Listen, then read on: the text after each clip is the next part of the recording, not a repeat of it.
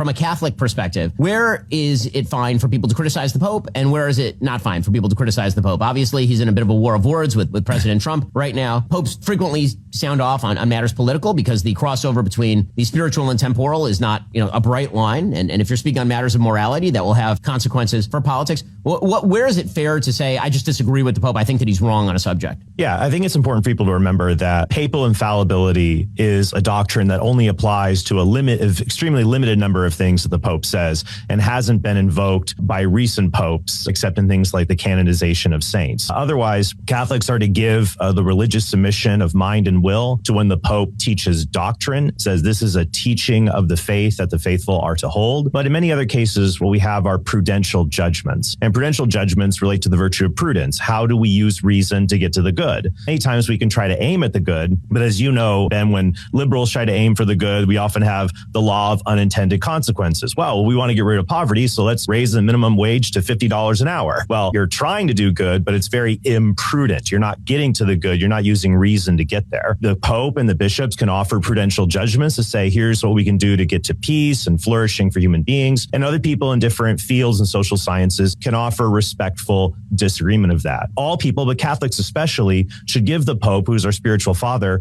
respectful consideration of these prudential judgments that are given. But to simply flippantly toss them off as if the Pope is just some guy in Rome, that would be out of bounds, especially for Catholics who owe deference to the Holy Father.